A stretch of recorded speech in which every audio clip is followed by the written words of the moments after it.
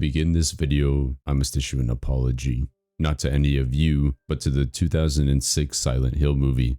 If you haven't already seen the video that I made on that movie, I recommend you go watch that first before watching this video. But to summarize it, I shit on that movie pretty hard, and damn it was I ignorant. I did not know while making that video until it was basically almost done that they had just released a new Silent Hill movie, Return to Silent Hill, a few months ago. So long story short, what ended up happening was I made that video, posted it, bought a copy of Return to Silent Hill, watched it, and immediately felt bad about everything that I said about the 2006 movie. And so to make up for it, I'm gonna rewatch Return to Silent Hill while doing this review as penance. Just me, you guys, and a bottle of vodka. So the way this review is gonna work is every time I see something in the movie that I hate, I'm gonna take a shot, and then I'm gonna talk about it. As a disclaimer, don't play along with me. Just drink water. You don't need to drink alcohol. Just drink water, please. Stay healthy. But either way, let's get into it. This first drink is literally just because the opening scene reminds me that I'm watching this movie. In this scene, nothing particularly heinous happens, like this entire portion is just set up introducing our two main characters. But tell me why, whenever he's trying to help her get her luggage, the bus driver can't wait more than 3 fucking seconds before honking the horn at her. And then she just waves him on. Like, it would have taken 5 fucking seconds for him to just shove everything in and she could hold the suitcase together. But no, he honks impatiently and she just waves him off like, oh, I guess I don't have to take the bus wherever I was gonna go. What fucking sense does this make? Like, that's stupid. That's stupid. Why?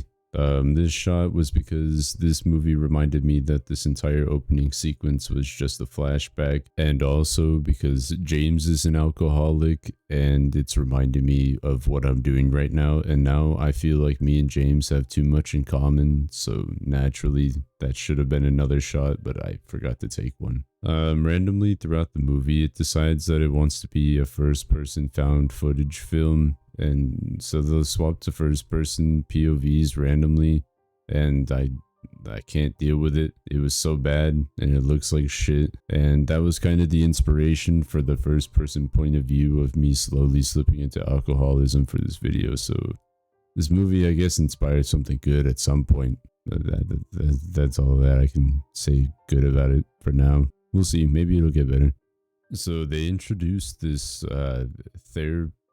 therapist character, and I have absolutely no idea what the inspiration for this character was. There was no therapist in the game. Sorry to spoil it, but like I don't know where this character came from. I don't know why this subplot exists, but it reminded me that this subplot existed, so that's a shot, and I'll probably still take one later whenever they bring this subplot back, but I'll get into that later whenever it happens. This is gonna be a long video. Oh, and for this shot, I actually filled it to the brim because they changed what the letter in the opening of the game said when they were making the movie. So for whatever reason, in the movie, the letter now reads, James, so much time has passed. I know that, but I'm begging you to please come back to our place. Something happened. Please, James, I need you. Love, Mary. But the letter in the intro of the game reads, in my restless dreams I see that town, Silent Hill. You promised me you'd take me there again someday, but you never did. Well, I'm alone there now, in our special place, waiting for you. And I don't think you need me to tell you this, but like, in comparison, whoever wrote the note for the movie can't be older than like 13, because the writing or the verbiage is so juvenile that I can't think that anybody over the age of 13 wrote the redrafted letter sequence.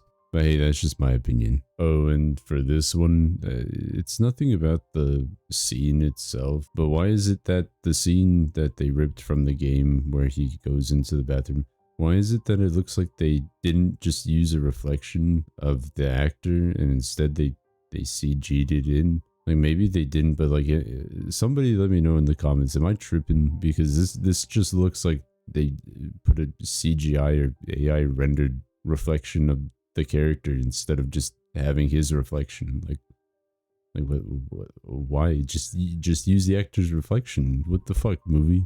So in between takes, I had to use the restroom, and when I came back, I forgot to record. So this bottle's gone, but it's okay because I have another one. So I had to rewind the movie, and I'm gonna add 3 shots to our shot counter, and we'll continue on.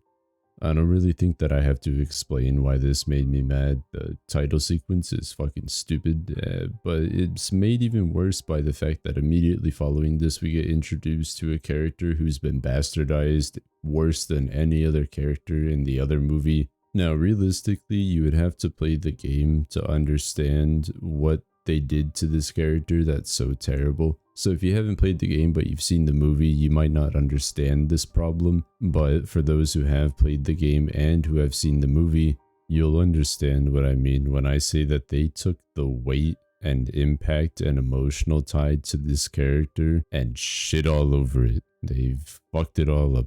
Like, how do you take a character who's so emotionally complex and then try and cram all of that emotional complexity into what, 4 scenes in a movie?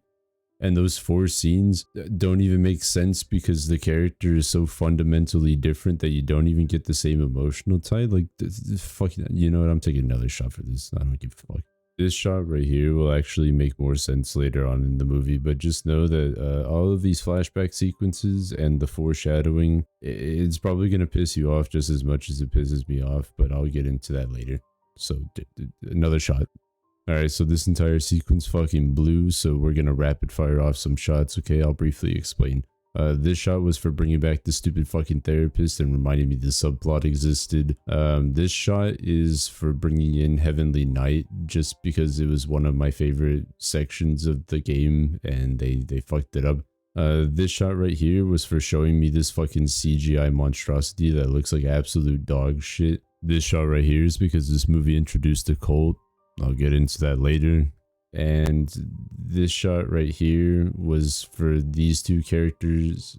It was a half shot. We'll call it a half shot. It was for these 2 characters finishing each other's sentence. And this shot right here is for giving me a close-up on this fucking stupid CGI mess. This shot right here is because this entire, like, other world looks like shit. This shot right here is for more first-person shit. So this shot was supposed to be for the bad CGI, but they did 2, 3 or so first person sequences back to back while I was about to take this shot, so I just chugged the rest of the bottle and then took the shot. But I'm out of alcohol now, so naturally I think I should stop drinking. Oh look, another bottle. So somewhere along the way I blacked out. I don't know where all this whiskey came from. I don't drink whiskey, but I guess I drank it. So let's go figure out where I would have taken these shots. Flashback sequence. They brought back the therapist. More flashbacks, more cults. Eddie's here, and they don't bring him back ever again. Like Eddie's here and then he's gone, and then Pyramid Head's here, and then Pyramid Head does some weird things with the spider. Oh, and this is probably where I drink an entire bottle, is whenever they showed Pyramid Head's face under the pyramid, and then this scene I probably drank an entire other bottle too, because fuck this scene. This character doesn't deserve it. They fucked up this character. This is a small child. They introduced the Maria, who's supposed to be Mary, and I probably drank another bottle because of that, or maybe half the bottle. I don't know. Either way, they're at the hospital now, and then we go through the sequence, and then once we get here, this is where I should probably start drinking again, because holy fuck, this entire scene. God. Okay, so let's get into it. This shot right here, this is for bringing back this fucking stupid subplot. This shot right here is because James is drunk, and again, he reminded me that I'm drunk. Their argument is also really fucking stupid. But that's not what I'm taking this other shot for. I'm actually taking it because she slaps the glass out of James's hand and somehow it explodes upon contact. So she should go do that power slapping thing. She'd be really good at it. This shot right here is actually because she decides that during this argument she's gonna say, oh well, I was trying to get on the bus whenever you hit me, but I stayed because I thought you would leave. I don't think I need to explain why it's stupid that if she knew that she was being like sacrificed to a cult, that she would be like, hey, I don't want to be here. Could you, maybe take me out of here? I'll go be with you. I'll be your fucking wife or something. Like, why? If I was being sacrificed to a cult and I really didn't want to be here, and I instantly fell in love with somebody because they hit my suitcase or whatever. I don't think that I'm staying in a town where I'm getting sacrificed to a cult still. Like, you can go find another fish. Or if you really like him that bad, just be like, hey, can we get out of here? Like, I want to be anywhere else. Like, it really wasn't that hard to just communicate, damn it. And this shot right here is because this goes to show, like I said, this is the last time that the therapist thing gets brought up, and it was only brought up so they could have this epic transition scene. And so the entire subplot was pointless. The fucking characters they brought in were pointless. And fuck you, movie. Fuck you. God damn it, movie. Why did they do this? Fuck you, bro. I want to turn it off. Just for the sins of this movie, I take 2 shots here and we'll move on. Fucking they kiss, bro. They kiss. Of course they fucking kiss. Why wouldn't they? Why wouldn't they? And for anyone who doesn't understand why I hate this so much, that's fine. You don't really need to. But like, if we're talking about like the things that shouldn't be in this movie, that scene shouldn't be in this movie. And in fact, there's only 20 minutes left of this movie, so I'm gonna speed run these next shots. And we're gonna speed run to the end of the movie. So let's get started. This shot is because this entire scene made me dizzy while watching it. This shot is for this entire sequence with Pyramid Head and him basically willing Mary out of existence. This shot is because fucking 30 damn seconds of epileptic fucking seizure fits, dude. Like, I actually am not going to show you guys this sped up because it actually just blinks for fucking 30 seconds, and I don't want anybody to have an epileptic seizure while I fucking am trying to make this damn video. So I ran out of the good stuff and I had to go get some dog shit fucking cheap vodka, and whenever I came back it was during this fucking Exorcist ripoff scene, and it reminded me again that I was watching this movie, and I took another shot because of the stupid reveal of fucking Mary's full name, Mary Marie Angela Laura Crane or whatever the fuck. Like, what the fuck are you talking about, movie? What the fuck are we even doing here anymore? And as you can see by my cool spinning of this shot glass, I'm just itching to take shots for this scene because, they haven't built up this character, and the character development that they did give her was far and away not as good as in the game. Like, severely not as good, because she gets like 3 fucking scenes here. And so this shot and this shot and this shot and this shot and this shot are all because you don't get to fucking sit here and bastardize this character, and then you still want to have your cake and eat it too, so this character doesn't get their development of, oh, well, I was abused in childhood trauma and all that, and then still use the fucking being of her nightmares because it was cool. Like, what is it called? It's something daddy, abstract daddy, I think. Yeah, you don't get to use the abstract daddy and just be like, well, it was in the video game, and so we're gonna use it, even though we didn't even develop this character to even warrant using. Oh, and speaking of development and warranting use, like I said about having your cake and eat it too, just fucking movie has the balls. It has the balls, right, to take this entire development from the game where you find out that you're actually the one who killed Mary, and it was because she was sick and dying, right? Like the entire thing was that she was sick and dying and didn't want to live, and you feel guilty because in the game, right? To put it shortly, James is convinced that he killed her because he wanted her gone, because she was sick and she was holding him back. And countless times throughout the game, we find out that Mary forgives James. She's trying to convince him that everything is okay, but he can't listen because he knows what was going on in his mind.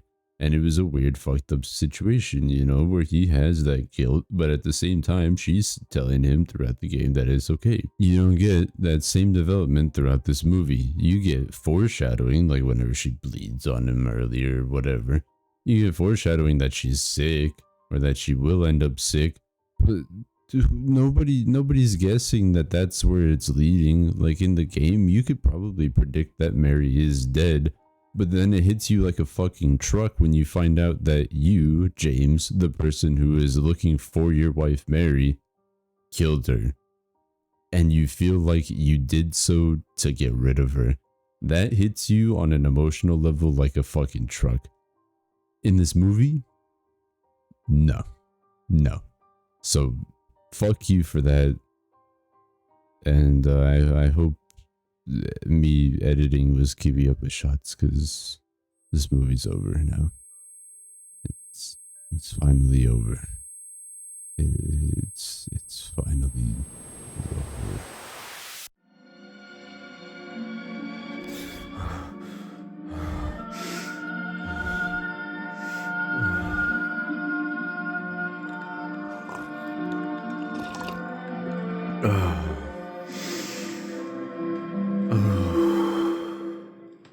It was all just a bad dream.